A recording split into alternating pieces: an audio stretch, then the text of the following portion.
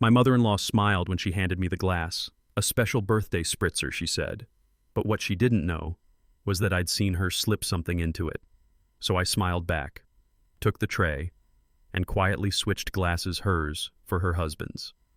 45 minutes later, the man who always mocked me for being just a teacher was curled up in the bathroom, violently sick, and across the table she looked at me. That's when she realized I knew. I didn't confront her. I didn't yell. I just sat there and let her watch everything fall apart. Have you ever been betrayed by someone who smiled in your face? Drop your story in the comments. And if you've ever been underestimated, hit that like button. This story is for you. My name is Caleb Thompson. I'm 58 years old. I teach English literature at a public high school just outside Providence, Rhode Island. 31 years, same district. I've coached speech teams, written college recommendation letters in the middle of the night, and bought winter coats for kids who had none. It's not glamorous, but I sleep well. I've never been a loud man, never needed to be. Some men flex their wealth, their voices, their politics. Me, I trust silence and I trust books. I trust the truth, especially when it's slow and patient. I've been a father to one. Miranda. My wife's daughter is from a previous marriage. She was 8 when I met her, 11 when she first called me dad, and 22 when I walked her down the aisle like she'd always been mine. But Miranda didn't just come with paint-stained jeans and a head full of dreams. She came with her grandmother, Margaret Kingston. Have you ever met someone whose voice is soft, but their words always manage to cut? That's Margaret. Not cruel, not in the obvious ways. She never raised her voice, never cursed. But she wielded presence the way most people wield weapons. Margaret didn't hate me outright. That would have been easier. No, Margaret did something worse. She dismissed me. It was her birthday dinner that Sunday. Margaret was turning 74, and Miranda, ever the peacemaker, insisted we go. She's making an effort, Miranda said in the car. Can we just show up and be kind? I nodded, not because I believed it, but because I loved Miranda. I wore the gray button-down she gave me for Father's Day. I shaved, bought an overpriced bottle of wine that I knew Margaret would call cute, and we arrived at the Kingston house at 6:10 p.m. The lawn was perfect, the porch light already on. Margaret opened the door wearing pearls like always, and that expression that's somewhere between a smirk and a sermon. Caleb, she said, brushing the air near my cheek. Glad you could join us. Her husband Richard stood behind her, glass of scotch in hand, expression flat as ever. I stepped inside. The table was set for 8. Gleaming silverware cloth napkins folded into origami fans. The kind of dinner that screams intention. Miranda took her usual spot at the end of the table. I sat diagonally across from Richard, same place I always sit, just under that oil painting of Margaret's father, General Edward Kingston. The general stared down at me like he always had, eyes locked, jaw clenched. Dinner began like any other Kingston dinner. Margaret talked about her latest charity project, the Garden Club, and a bridge tournament she hosted. Richard complained about lazy city council people and read stock updates from his phone. I smiled, nodded, and passed the salt. Then came the drinks. Oh, Margaret said, rising from her chair. I almost forgot I made something special. My birthday blend. She disappeared into the kitchen. When she returned, she was carrying a silver tray, 8 glasses arranged neatly, but 2 were separated slightly from the rest. I watched as she lingered over one glass in particular. Her hand moved quickly beneath the tray. She adjusted the angle, then smiled. This one, she said, turning toward me, is for you. She placed it in front of me with a satisfied elegance. The drink looked harmless, fizzy, citrusy, a hint of green, but there was a shimmer on the surface. Faint, too faint for most to see, but I'd seen it before. In a different life, when a student once slipped Xanax into a bottle at a party and swore it was Gatorade. I'd driven him to the ER myself. I looked at Margaret. She didn't blink. I stood up. Let me help you with the others, I said. She hesitated. Caleb, I've got it, I insist. I took the tray. As I turned toward the table, I made the switch. My glass, the special one, now sat at Richard's place. We toasted. Miranda raised her glass to her mother. Richard raised his to nobody in particular. I raised mine, but didn't drink. 45 minutes later, Richard was sweating, pale, eyes unfocused.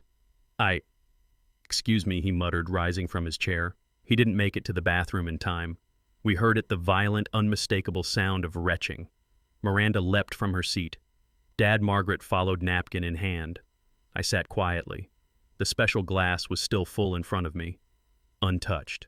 Margaret returned alone a few minutes later. Her face was composed, but her eyes darted to my glass, then to me. She knew, and I knew she knew. Dinner ended awkwardly. I offered to help clean up. Margaret declined. Miranda kissed her on the cheek and said we'd call tomorrow. In the car, Miranda said softly, "That was strange. Your father seemed unwell," I said. "Yeah, maybe food poisoning. Maybe." We didn't speak the rest of the way home. Later that night, when Miranda had gone to bed, I went to the garage. I took the glass, the one Margaret had intended for me, wrapped it in a towel, and placed it inside a small lunch cooler I hadn't used in years. Then I texted someone I hadn't spoken to since he was in high school. Josh Carmichael, a former student, bright kid, now working at a private toxicology lab in Pawtucket. I kept it short. "Josh, Caleb Thompson, you still working with chemical analysis?" "Yes." "Wow. Mr. T, what's up? I need something tested." Quietly. 3 days later, I had the results. Lorazepam, 4 milliliters, dissolved into alcohol. Not fatal, but enough to knock a man out cold. Enough to make someone miss an event, slur their speech, or appear drunk. Enough to make someone look unstable. I held the report in my hands for a long time. She didn't want to kill me. That would have been too obvious. She just wanted to remove me from Miranda's gallery opening the next morning. From future dinners. From their narrative. Margaret Kingston had tried to erase me. Not with malice. With strategy. But she made one mistake. She underestimated a man who had built his life one quiet decision at a time. And now, I was about to return the favor. Margaret Kingston knew how to wage war without weapons. She knew how to discredit without saying a word. How to look at you just long enough to leave a bruise that nobody else could see. She didn't believe in confrontation, only control. That's what made her dangerous. But what Margaret didn't count on was that I wasn't trying to win her approval anymore. I was done playing her game. She'd tried to humiliate me, maybe not publicly, but surgically. She'd tried to make me miss Miranda's gallery opening that following Monday, where Miranda would speak in front of donors and press about the person who inspired her. Me. I knew exactly how Margaret wanted it to go. I'd be absent. She'd be confused and concerned. Miranda would be disappointed. Doubt would bloom quietly, methodically, and one day she'd look at me the way her grandmother always did. But Margaret miscalculated something essential. I had seen this pattern before. I spent the next week reviewing everything not from anger, but from observation. That's how I survive, I observe. I notice, I remember. It was the first time she called me temporary at a Christmas dinner. The time she accidentally cropped me out of family photos. The fundraiser where she introduced me to her friends not as Miranda's father, but Elaine's second husband. And then there were the whispered suggestions. "Miranda, don't you think Caleb's job is a bit draining for a man his age? Maybe you two should consider counseling. Sometimes men just fade." It hadn't seemed like much in the moment, 100 little nicks, but now it felt like part of a blueprint. I started digging. Not through anger, through habit. I've graded thousands of papers, spotted dozens of plagiarized essays. I know when something doesn't line up. It began with her prescriptions. Margaret always kept her pills in the same ivory-lacquered cabinet beside the fridge.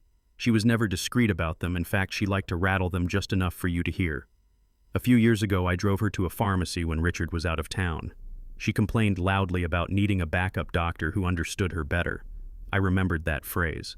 I checked the pill bottle I'd once helped carry her full name dosage, and the prescribing physician were all on the label. Now I looked him up. And then another. And another. 3 doctors. 3 prescriptions. All for lorazepam or its cousins. All slightly different pharmacies. Spread across 2 counties. That wasn't forgetfulness. That was the intent. She wasn't just taking medication. She was stockpiling control. I kept my distance from Miranda during those days. Not because I was angry with her, far from it, but because I knew what was coming. I needed her to see it, with her own eyes. People like Margaret had a gift. They didn't just control the narrative, they preloaded it. They planted versions of you inside other people's heads until no one knew what was real anymore.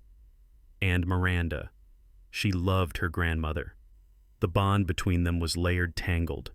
Guilt, gratitude, grief, all woven into a single thread. I wasn't going to cut it with a knife. That never works. I needed a mirror. The first crack came from someone I hadn't heard from in years. Her name was Claire Evans. She used to work as Margaret's housekeeper. Quiet woman, early 40s, 3 kids. Fired 4 years ago allegedly for stealing a brooch, a piece of jewelry Margaret later claimed turned up in a drawer. I found Claire on Facebook. She was running a small catering business now. I sent a message. Brief, respectful. Claire, this is Caleb Thompson. I used to be your son's English teacher, and I'm Margaret Kingston's son-in-law. I believe you were wronged, and I think I've recently experienced what you went through. If you're willing to talk, I'd be deeply grateful. She replied within the hour. You're not the first one she's tried to erase. I'll call you. That call changed everything. Claire told me about the games, how Margaret would give her different instructions than Richard, then reprimand her in front of guests for incompetence. How she once served a guest the wrong wine only to find out Margaret had replaced the labels. How in the final week she'd offered Claire tea. And 15 minutes later, Claire found herself dizzy, sweating, slurring her words. She'd left before anyone else noticed. Margaret later told everyone she'd smelled alcohol on Claire's breath. She does it in a way that no one can prove Claire said. She erases people without touching them. I asked Claire if she had anything, messages, notes, photos. She said, I don't, but someone else might. The next day, a manila envelope showed up at my doorstep. No return address. Inside was a thumb drive, 1 file, a video. Margaret, in the kitchen, 2 nights ago. My spritzer. Her hand, the vial. No sound, just the image. But it was enough. Then I recognized something even more damning: her eyes. The way she looked over her shoulder, not once, but twice. She wasn't panicking, she was calculating. I watched it 3 times. The still frame of her slipping something into my glass burned into my memory. Then came a second video, from the hallway camera. Richard clutching his stomach. Margaret is helping him. Whispering, barely audible, you weren't supposed to drink that. He groaned. What the hell did you do, Margaret? She snapped. He was getting too comfortable. He was always too comfortable. Richard, you're losing it. Her voice cold. No, I'm reminding everyone of who's in charge. I sat in my office for hours, not thinking about revenge, not even justice, just clarity. All the pieces were there now. She hadn't lost her mind. She wasn't ill. She was precise. And for the first time, I realized she'd been rehearsing this for years, on other people, smaller situations, minor humiliations, carefully planned disappearances from family conversations. This was never about me. It was about control. The final piece came from Miranda herself without knowing it. One evening, she walked into my study, laptop in hand. Grandma wants to know if you'd photograph her for the charity board's website. I stared at her. She asked for me. Miranda nodded. She said, You're the best with natural light. I didn't respond. Just said, Sure. Saturday morning, I arrived at the Kingston house alone. Margaret greeted me with her usual mask of civility. You're early, she said. Better for lighting, I replied. I set up my camera, arranged her seat, adjusted the background. Then I opened my bag, reached in, and handed her a sealed envelope. Inside was the lab report, the still images, the hallway transcript, and a typed copy of her prescriptions from 3 doctors. Her hands trembled as she unfolded each page. This is absurd, she said. I would never. We both know what happened, I said calmly. She sat back, her expression hardened. You're not good enough for her, she said quietly. You never were. Then why not just say that to her? I asked. Why the pills? Her voice sharpened. Because people like you don't respond to honesty. You respond to consequence. I stood. I'm not here to argue. I'm here to offer you a choice. Her eyes narrowed. You're going to tell Richard what you did. You're going to back off permanently. No more manipulation. No more lies. You will treat Miranda like a grown woman. And I like the father she chose, she scoffed. And if I don't, I open my case. Took out a flash drive. There are 7 copies. 1 for Richard, 1 for Miranda, 1 for the gallery director, 1 for the charity board, 1 for your garden club, 1 for your church. And the 7th, I smiled. That one's for you. So you remember. The thing about people like Margaret is they don't unravel in a dramatic burst. They fray. Silently. Thread by thread. And at first, no one notices. Especially not the ones closest to them. After our confrontation in her sunroom, Margaret didn't scream. She didn't throw me out or demand the flash drive back. She just sat there still as a statue, her fingers resting on the corner of the envelope like it might bite her. When I left, I didn't slam the door. I didn't look back. That part of the war was over. But the next battle had already begun, and this one would take place quietly inside Miranda's heart. It started 3 days later. I was in the laundry room when Miranda came in holding an old photo album, one of the big leather-bound ones her grandmother used to keep on the bookshelf beneath the stairs. She looked dazed. "I was looking for baby pictures," she said, "for that through the years montage my friend Olivia's doing for the gallery's donor event. I thought I'd use one with you in it." She sat down on the step, the album open in her lap. "I can't find any." I looked at her. "What do you mean, I mean? I've gone through 2 full albums already. Mom's birthdays, Christmas, school plays, Grandma's garden parties, and you're just not in them." I stayed quiet, because I had noticed the same thing years ago. She flipped to a Christmas page. Miranda at 10 in a red velvet dress. Elaine was behind her smiling. Margaret is standing beside the tree, a blank space on the far left, cropped tight. "That's the year you gave me that journal," Miranda whispered. "The leather one with the brass buckle. I wrote in it every night for 2 years. I remember you were standing next to me when Mom took that picture." I nodded. I was. She didn't say anything for a while. Then softly, "Why would she?" She didn't finish. She didn't need to. Over the next week, Miranda grew quiet. Not distant, but quieter than usual, like her thoughts had shifted to a lower frequency. I didn't press. I didn't lead. I just stayed where I'd always been, close, steady, patient. That's what people forget about truth. You can't hand it to someone like a gift. You have to let them walk into it, unwrap it themselves. And she was starting to unwrap it. One night I found her in my study, sitting at my desk with her laptop open, scrolling through digital copies of her college photo archive. I thought maybe it was just the print albums, she said. But look. She turned the screen toward me. It was a shot of her art exhibition from her sophomore year. Miranda is standing next to her first oil-on-canvas piece. Elaine smiled proudly. I remembered that night well. I had driven 8 hours through a snowstorm to get there after school. But in the photo, I wasn't in frame. Again. "Grandma posted this on Facebook that week," Miranda said. Captioned it, "So proud of my girls." She paused. "I remember you standing just off to the side, holding your coat.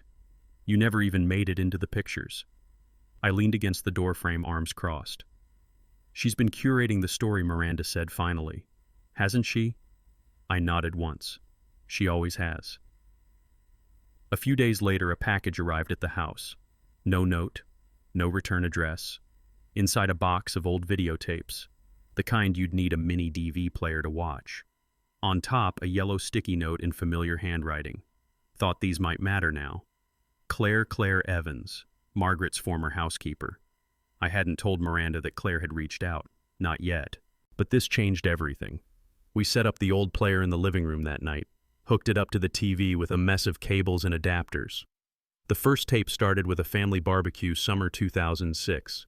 Miranda was 15. Elaine was still alive. I was manning the grill. Miranda pointed. "There you are." I smiled. Proof I existed. Then the video panned over to Margaret, seated under a patio umbrella, glass of wine in hand. She called Miranda over. "Sweetheart," she said on the tape. "Let's take a picture, just you and your mother." Elaine looked confused.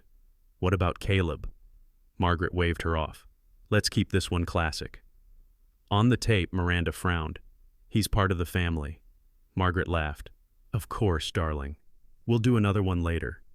Later never came. The second tape was worse. Thanksgiving 2009, my first year hosting. Margaret was speaking into the camera, not realizing it was recording already. "You know what the problem is with men like him," she said to someone off camera, maybe Claire.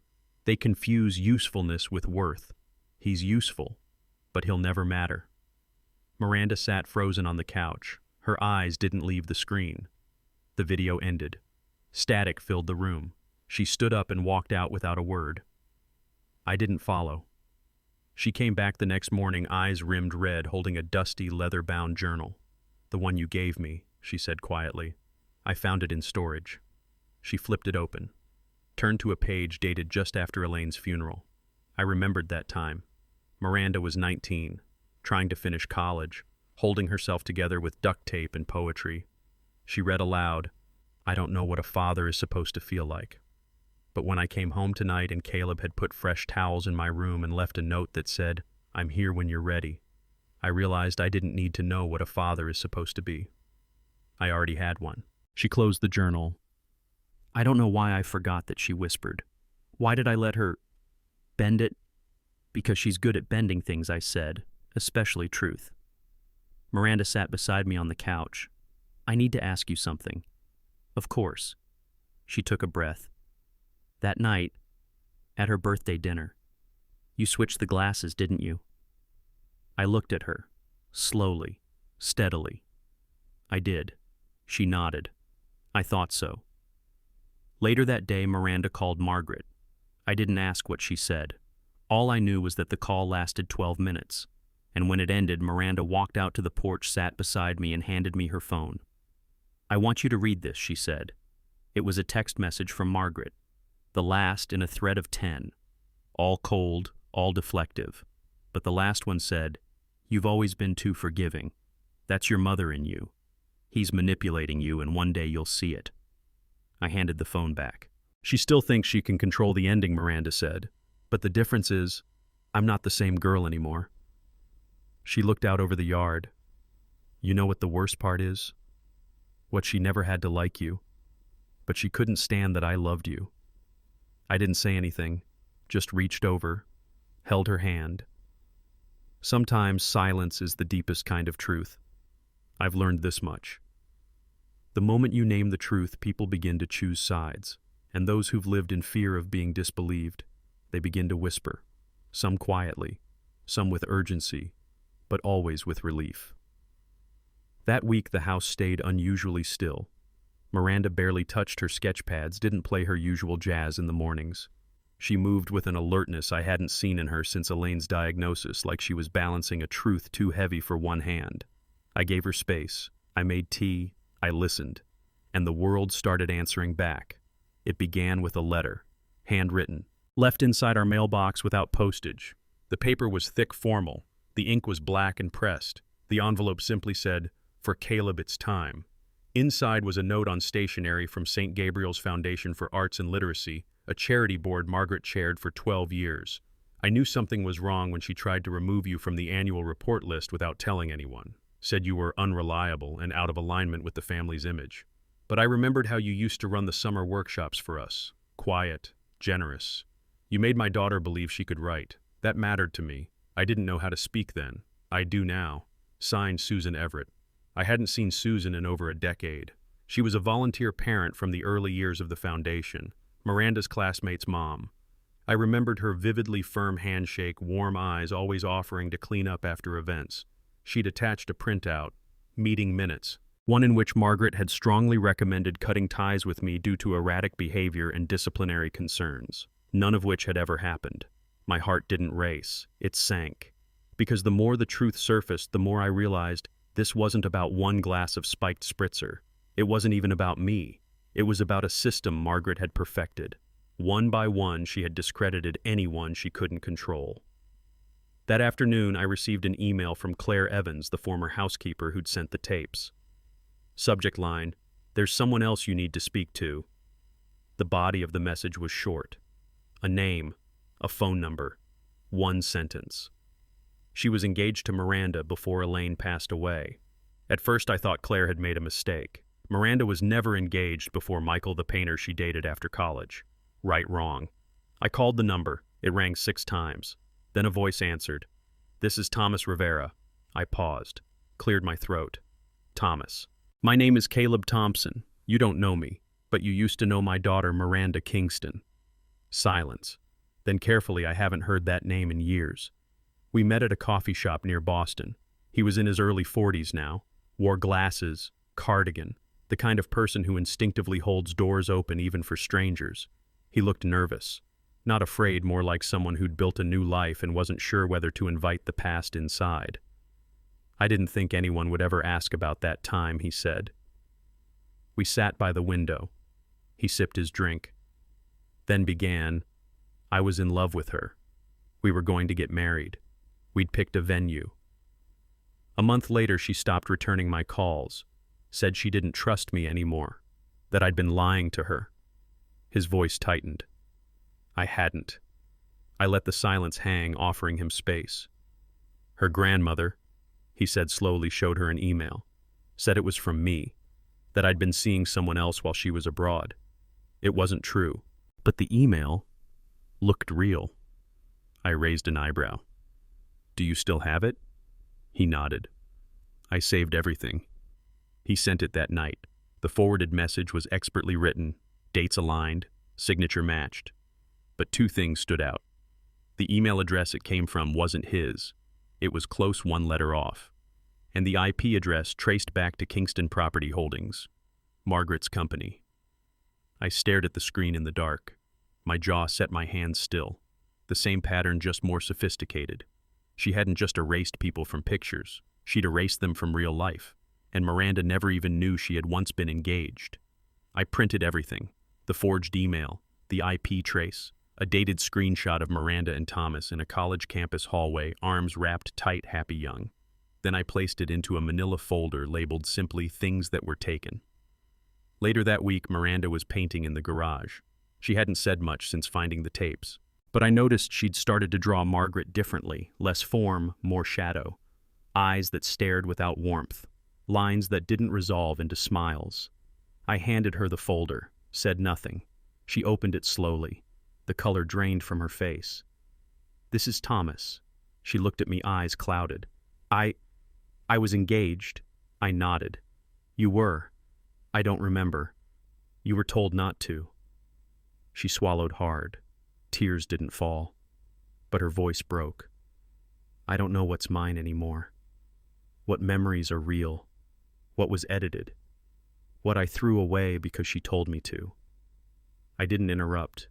She flipped through the rest. Saw the evidence. The digital fingerprints. The way truth had been scrubbed, reworded, and reconstructed. Then she whispered, She's been at this for decades. I placed my hand on hers. You still know who you are, and who you became despite it. That night, Miranda did something I hadn't expected.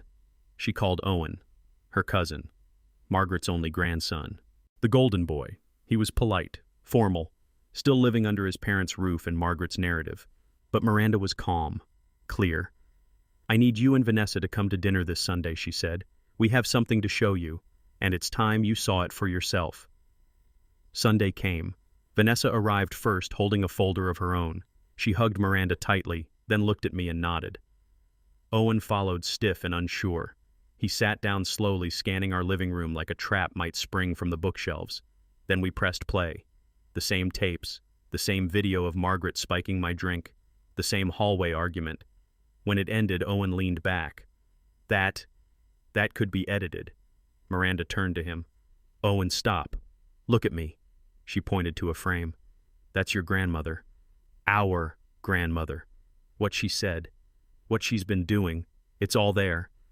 She wouldn't, he began, but Vanessa cut him off. She did it to me too. Owen froze. Vanessa reached into her bag, pulled out a note, handwritten.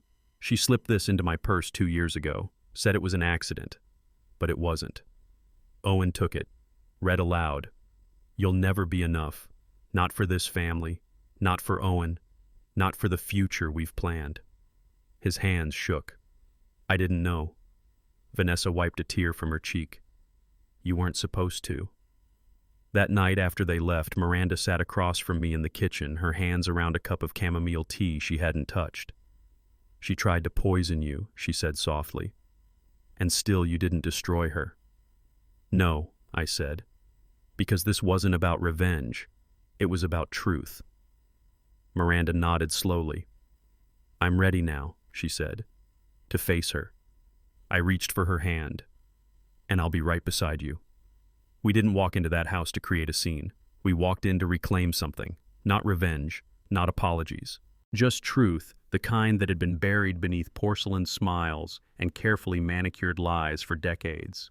Miranda wanted to do it at her grandmother's home on her terms. No drama, no audience. Just the three of us sitting in the same living room where Margaret had spent years performing the role of benevolent matriarch. Only this time the mask wouldn't survive the light. It was late Sunday afternoon when we pulled up to the Kingston house. The hydrangeas out front were still blooming, unnaturally bright, the lawn still crisp as a golf course. From the outside, everything looked perfect. But perfection has a sound, and inside that house, it had gone silent. Margaret met us at the door wearing her usual pearls and a linen blouse the color of old champagne. Her expression flickered between confusion and control. "I wasn't expecting you, dear," she told Miranda. "You should have called." Miranda held up the flash drive. "I think you were expecting us. You just hoped we wouldn't come." Margaret's eyes narrowed, but she stepped aside. "Come in." We sat in the formal sitting room. Richard wasn't home. Margaret didn't offer us tea. The air was thick. Miranda got right to it. "There's something I want you to see." She plugged the drive into the smart TV and played the hallway footage first. No narration, just Margaret's voice, her tone, her intention. Margaret didn't flinch. She crossed her legs and watched her betrayal with the detachment of a person viewing someone else's crime. When it ended, Miranda turned off the screen. For a long time, no one spoke. Then Margaret said, "So that's what this is. A performance. How ironic." Miranda stared at her. "I loved you," she said softly. "I trusted you more than almost anyone in my life. And you used that trust to shape the version of reality that suited you best. You made me believe things that weren't true. About Caleb, about Thomas, about myself." Margaret's expression shifted just slightly, like the gears behind her eyes were recalibrating. "You were vulnerable," she said. "You needed guidance." Miranda's voice sharpened. "No, I needed honesty. And you gave me manipulation dressed as protection." Margaret rose from her chair slowly, deliberately. "I kept this family together," she said, her voice growing tighter. "When your mother died, it was I who kept you from falling apart. It was me who paid your tuition, who walked you through the estate, who controlled everything Miranda cut in, right down to who I should marry, what I should believe, and who I should erase." Margaret's hands were shaking now, but she masked it by adjusting a ring on her finger. "I was protecting you from yourself. You were protecting yourself from losing control." The room fell still.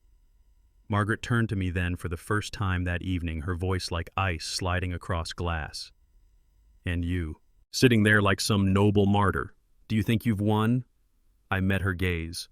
"I don't need to win. I just need Miranda to see you for who you are." Her face twitched a crack in the glass. "She'll forgive me," she said too quickly. "Eventually." Miranda stood up. "No, I won't." And that was it. That was the break. Not a scream, not a collapse. Just a simple, quiet severing. We left without another word. As we stepped outside, I felt the first gust of evening wind. The Kingston house loomed behind us, still immaculate, still hollow. Miranda didn't cry. She didn't look back. Back home, we sat on the porch watching the dusk settle over the trees. "Do you think she believes any of it?" Miranda asked. I thought for a moment. "I think she believes the story she built. And I think she always has." Miranda exhaled. "It's strange, realizing your memories aren't just yours, that someone else edited them, curated them like photographs." She glanced over. "I'm sorry it took me so long to see it." "You saw it when you were ready," I said. "That's the only time truth ever sticks." She leaned her head against my shoulder. We sat like that for a long time, just breathing, just being. 2 weeks passed. We heard nothing from Margaret, but the silence felt different now, not threatening, not uncertain, just finished. Then one morning Miranda got a letter, handwritten, no return address, just a single page in perfect cursive. "You've always been more like your mother than I cared to admit, and perhaps that was my greatest mistake. I hope you find peace in your illusions. I will keep mine. Margaret Kingston." No apology, no acknowledgement of wrongdoing, just a final defense of her narrative. Miranda read it once, folded it, and placed it in the fireplace without a word. The paper curled and vanished into ash. Later that night, as I was grading essays in the study, Miranda walked in carrying a small wooden box. Inside were old photos: Elaine, Miranda, me. Some were faded, others curled at the edges. But one caught my eye, a candid shot of the three of us laughing at the beach toes in the sand, hair wild in the wind. "I developed this one myself," Miranda said. "Back in college. I just never printed it until now." She handed it to me. "Because this," she said, "was real." There are two kinds of silence. The kind that settles gently between people who understand each other, and the kind that falls like a curtain after the final act when the audience isn't sure whether to applaud or get up and leave. That was the kind of silence we walked into the night of the dinner. It was Richard's idea, strangely enough. He called Miranda the week after the letter from Margaret had burned to ash. "Your grandmother wants to host one last family dinner," he said flatly. "She's trying." Miranda looked at me across the kitchen table as she relayed it. "Trying," she said. "She's always trying.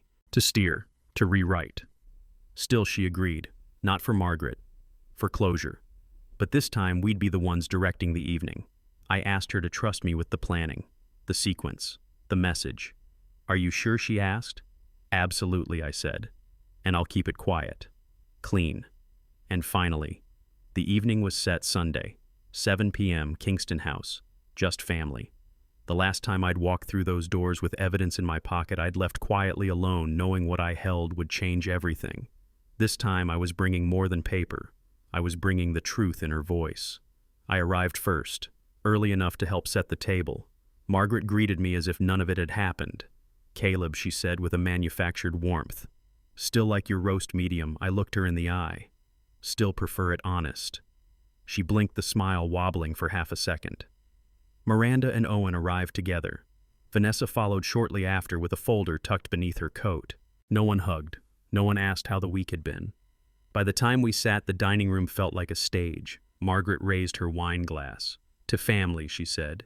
"To healing." The words sat in my mouth like vinegar, but I lifted my glass. "To the truth," I said. The food was elegant. Lamb, rosemary, potatoes, and some kind of truffle thing I didn't touch. Margaret kept the conversation safely shallow. Richard remained quiet, chewing slowly, eyes flicking from face to face. Then came dessert. Or rather, didn't. Because before Margaret could get up to fetch her famous peach cobbler, I spoke. "Before we end dinner," I said, "there's something I want to share." I opened the small black case at my feet and pulled out a simple projector. Margaret's eyes narrowed. "What is this a tribute?" I said. "To stories, the ones we tell, and the ones we hide." I clicked the remote. The projector lit up the cream wall beside her china cabinet. The first image appeared, a still frame from the hallway camera.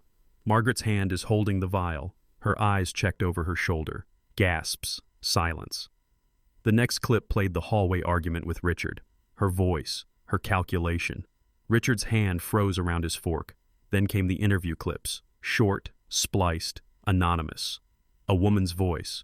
She said I wasn't a good fit for the family image, that if I loved Owen I'd step away quietly. Another, I was told I had a drinking problem. I've been sober 14 years. The images continued. Soft transitions, nothing loud, just clarity, no commentary, just evidence. When the final frame faded, I turned off the projector. No one moved. No one touched the untouched dessert plates. Margaret sat stone still, her hands folded on the tablecloth like a woman bracing for a storm she couldn't manipulate. Miranda broke the silence. "I used to think my grandmother was my protector," she said. "I thought she saw things others didn't, that her judgment came from wisdom." She looked across the table. But it wasn't wisdom. It was fear. Fear that if she didn't control everything, she'd disappear. Margaret's lips parted. "That's not—" "It is," Miranda cut in. "You erased people from my life. You fed me curated stories designed to steer me where you wanted, even when it hurt me. Especially when it hurt me." Margaret's face twisted, anger or perhaps disbelief that the spell had finally broken. "You're still young," she said. "You'll understand someday what it means to protect someone from themselves." Vanessa spoke next. "You didn't protect anyone. You isolated us. You punished independence. And when we didn't bend, you cut." Even Owen's voice, barely above a whisper, said, "I used to think you were proud of me." Margaret looked at her grandson. "I was. I am." "No," he said. You were proud of your version of me. I stood last. And when I did, I kept it short. I don't need an apology, I said. I've lived enough life to know that people don't always give what they owe. I placed a USB drive on the table. This contains everything. It's yours to keep, not as blackmail, not as punishment, as memory. Margaret reached for it, but I held it a second longer. But if you ever try to rewrite Miranda's story again, or mine, or anyone else's at this table, then this truth. It won't stay quiet. We left before dessert.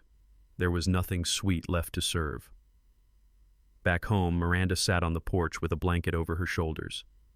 "Do you think she'll change?" she asked. I shook my head. People like Margaret don't change, but they recede when they lose their audience. She exhaled slow and steady. "And if she calls again, you'll know what to say," I said. That night, as we closed the house for bed, I passed the framed photo in the hallway.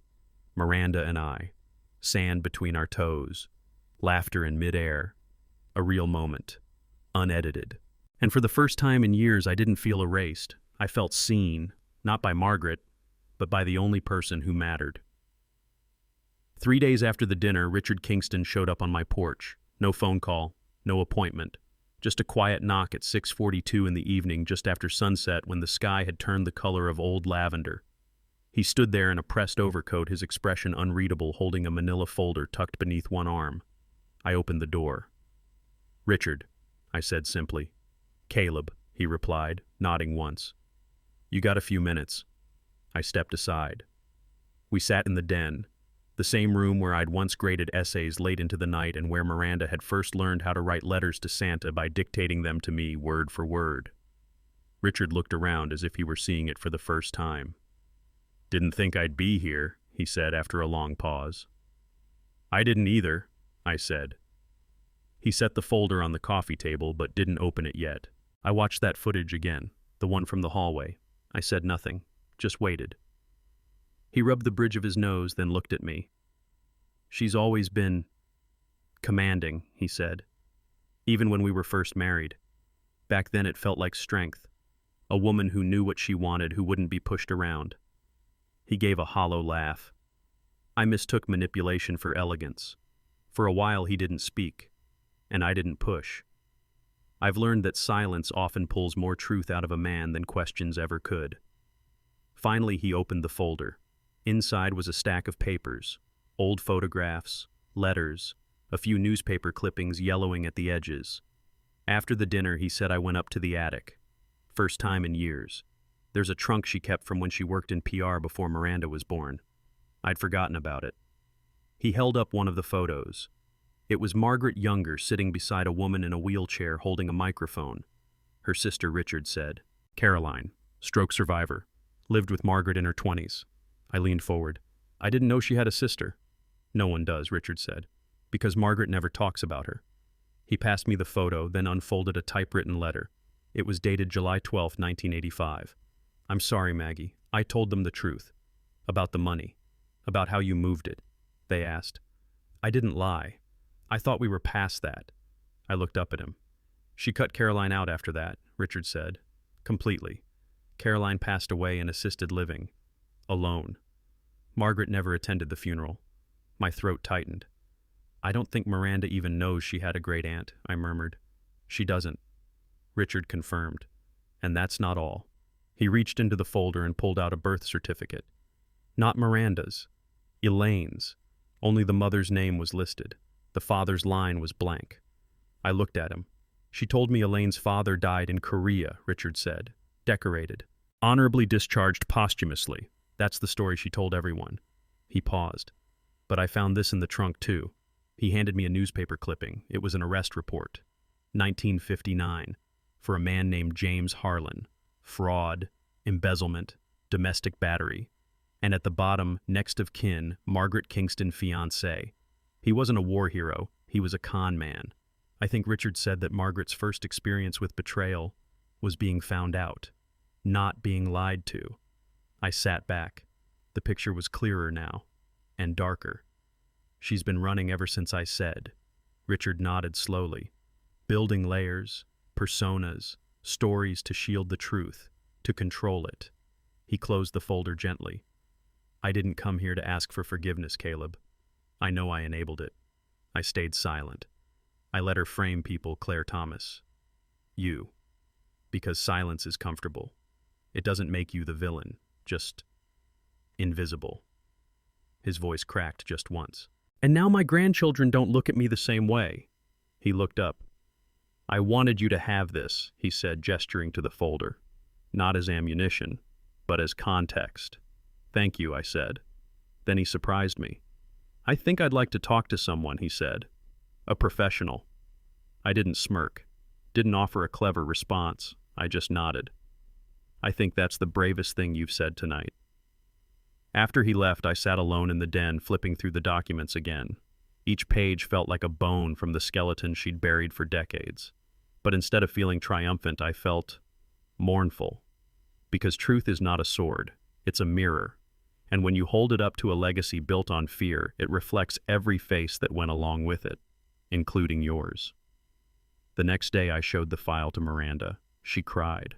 But not for herself. She cried for her mother, and for the sister she never knew existed. She cried because the woman who'd raised her with such precision and pride had built her life atop a graveyard of secrets. And when the tears stopped, she looked at me and said, I want to paint her. One last time. But this time, I won't paint the woman she wanted to be. The portrait took 2 weeks. She called it the matriarch. It was bold, stark. Margaret's face aged and unretouched, one eye in shadow. Her hands were not folded in prayer, but clenched around the handle of a chess piece. I didn't ask what it meant. I already knew. The day she unveiled it at the gallery, no one said Margaret's name, but everyone understood. And when the crowd asked Miranda who inspired the piece, she smiled softly and said, Some women build kingdoms, others build cages. This was the story of learning the difference. Families have a way of folding themselves into stories. Not just the ones they tell out loud, but the ones they pass through glances at dinner tables, through empty photo frames, through who gets remembered and who gets edited out.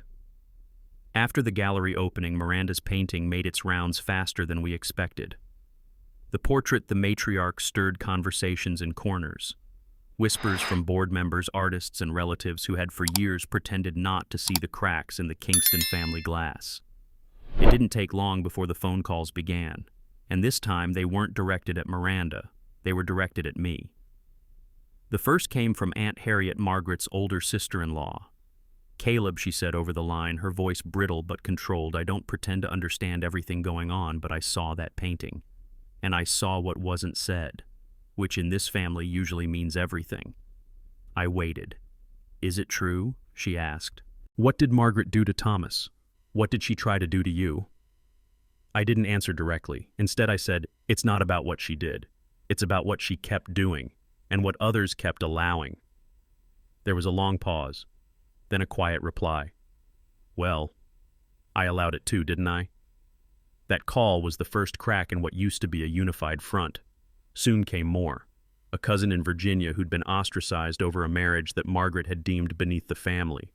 A second cousin in Connecticut who'd left the charity board mysteriously 2 years ago, now sharing emails that Margaret had sent warning him not to undermine the Kingston brand.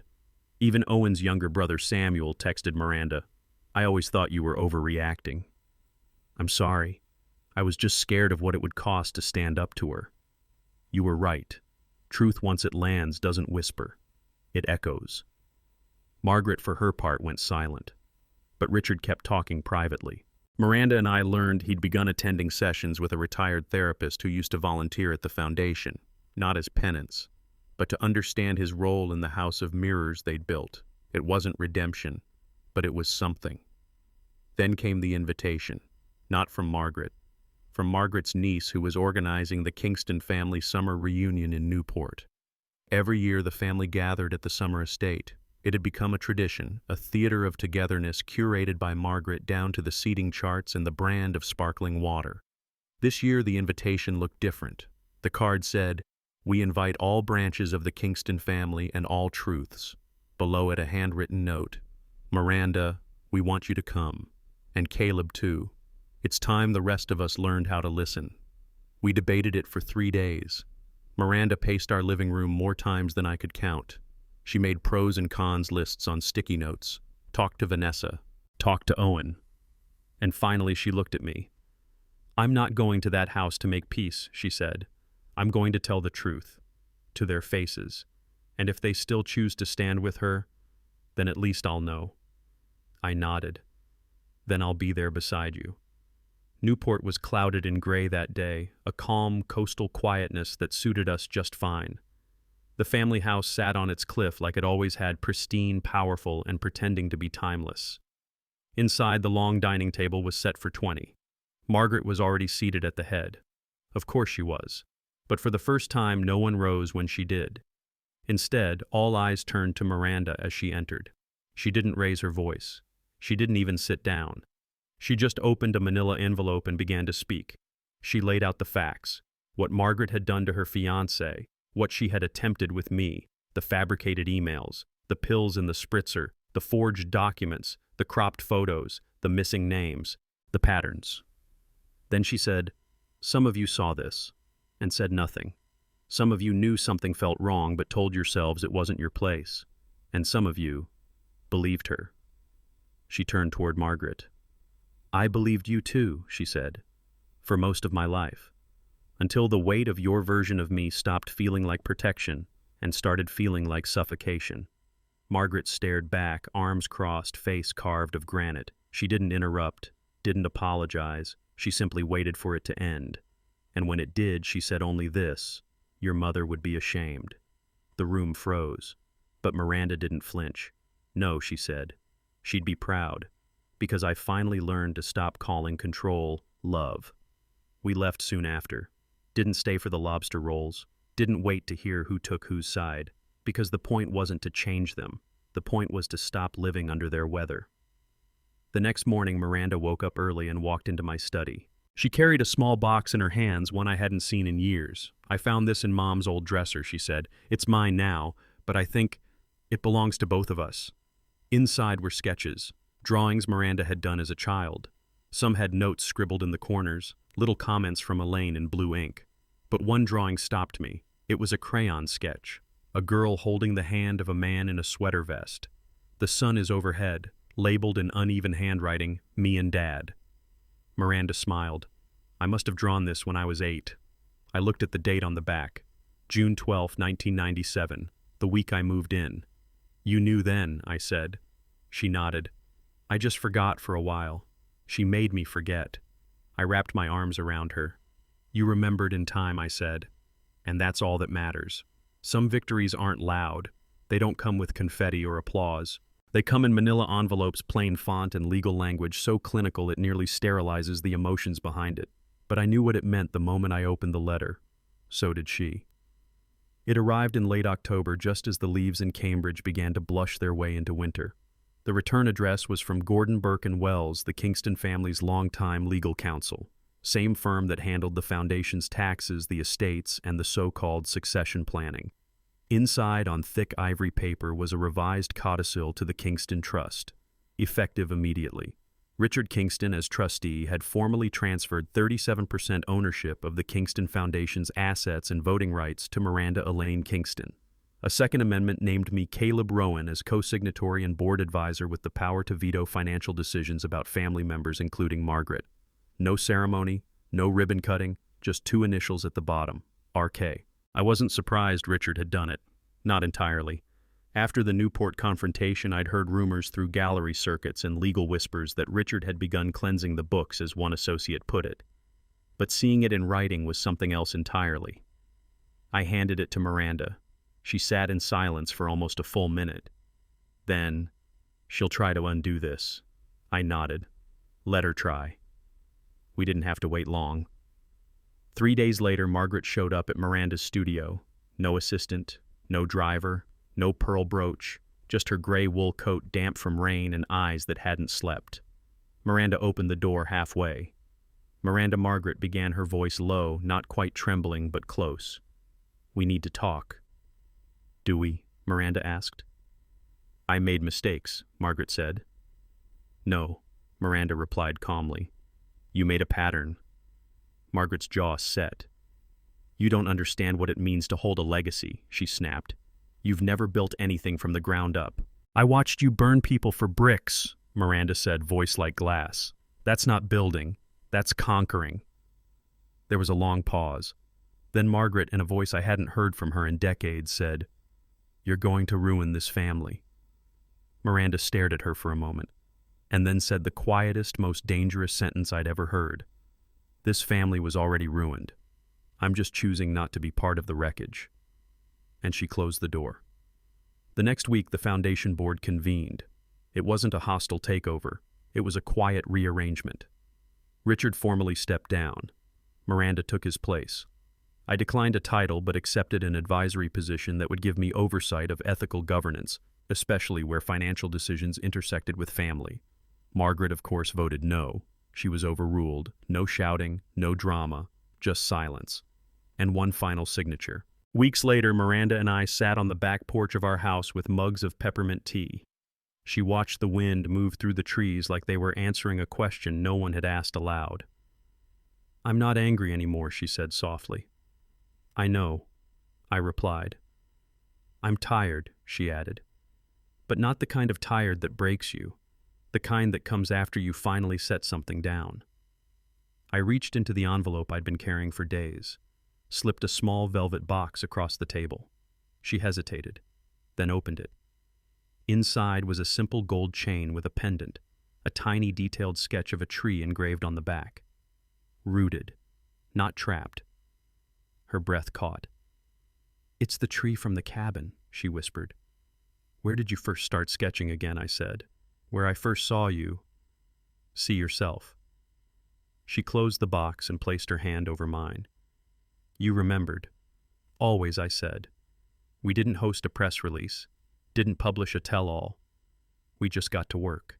Miranda began restructuring the Foundation's outreach programs, bringing in voices that had long been shut out: Indigenous artists, single mothers, formerly incarcerated creators who painted in between court dates. I started a mentorship program for underfunded art teachers in public schools, naming it quietly after Elaine. And Margaret, she faded, not all at once, but slowly, deliberately, as power moved without her permission for the first time in decades. The board stopped asking for her input. The gala committee no longer reserved her table, and perhaps most poignantly, no one feared her anymore. One evening I received a handwritten note from Richard. It wasn't long. "Caleb, I don't know if I was a good man, but I know I raised a daughter who finally became a good woman. Thank you for not raising your voice when you had every reason to. Thank you for staying even when the house was collapsing. You saved her. And in a way, you saved me too." Sometimes I think about what might have happened if I'd taken that sip from the glass all those years ago, if I hadn't noticed the edge of her pinky twist as she passed it to me, if I'd trusted that smile like so many had. But I didn't. And because of that, we're here. We didn't host a victory party. There was no cake, no champagne. No, we showed them speeches. Because what we felt in the end wasn't triumph. It was peace. And peace, unlike revenge, doesn't shout. It whispers. It arrives when you no longer need to be right, only free. I watched Margaret slip out of public life slowly. First came her resignation from the Women's Arts Council, then a mutual departure from her museum consultancy role. She canceled her holiday luncheon for the first time in 30 years. No press announcement, no farewell gala, just absence. And in that space, something else finally grew. Miranda and I moved out of the Kingston estate within 6 months. We bought a modest craftsman house on the southern edge of Cambridge, one with a garden, a sunroom, and enough creaky wood floors to make it feel like home. She used the sunroom for her sketches.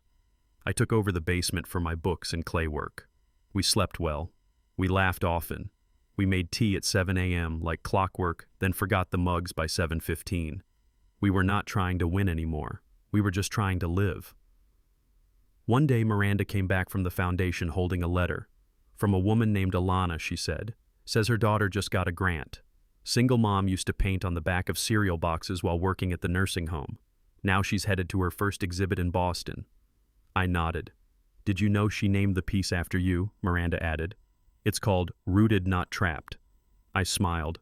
I suppose that makes us patrons of poetic justice. We were invited to attend the show. It was held in a converted warehouse in Roxbury, the kind of place Margaret would have scoffed at for not having proper ventilation or gallery lighting. The walls dripped with emotion, not perfectly lit works of grandeur, but raw, unfinished canvases that told the truth.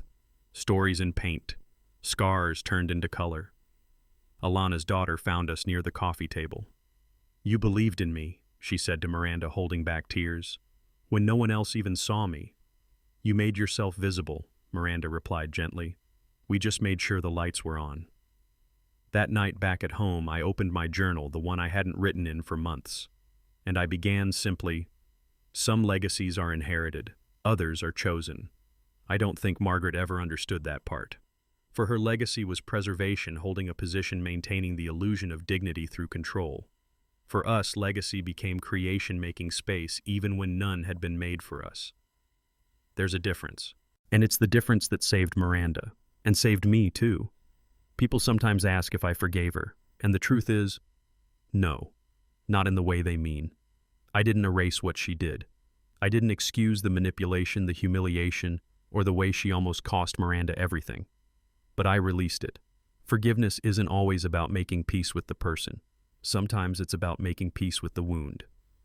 Years later, we received a notice that Margaret had passed. No fanfare. Just a quiet hospice discharge report. She'd left no statement, no note, but the will. She tried one last move, naming Miranda in the estate, but tying it to strict conditions. Return to the Kingston home, resume the family board seat, and agree to maintain the public standard of the Kingston name. Miranda declined. She took nothing. Instead, she wrote a letter and donated Margaret's designer wardrobe, untouched since 1986, to a nonprofit supporting domestic violence survivors. "I think someone else needs to rewrite what this fabric means," she told me. I didn't respond, just nodded. Some things don't need words. One morning I was planting basil in the back garden when I heard Miranda call my name. "Come here." I wiped my hands and stepped onto the porch. She was holding something. An envelope. Inside was a certificate, Community Healing Arts Center, grand opening dedication. And at the bottom, for Caleb Rowan, the man who proved you can rebuild what others tried to erase. I stared at it for a long time, then said, "I thought this was your project." She looked at me the way she always did when she was telling the truth without saying it directly. "It still is," she whispered. "But everything I built from the ground you helped me stand on. Sometimes late at night I sit in the studio alone, not because I'm haunted, but because I'm grateful. Grateful that I didn't raise my voice when I could have. Grateful that I did not pour gasoline into the chaos she created. Grateful that I chose to wait, to observe, to act in silence. Because when you wait long enough, lies rot. And truth has a way of blooming. I end this story not with a twist, not even with revenge, but with a beginning. Because the most radical thing we did was not to strike back. It was to live well anyway. Have you ever chosen quiet strength over chaos? If you've ever been underestimated, erased, or betrayed but decided to rise anyway, this space is for you. Let me know your story in the comments. I read every single one. And if this story touched something in you, hit like. Subscribe to Revenge with David. We share stories like this every week of quiet power, unexpected justice, and starting again on your terms. Wherever you're watching from, be safe, be seen, and walk forward with truth.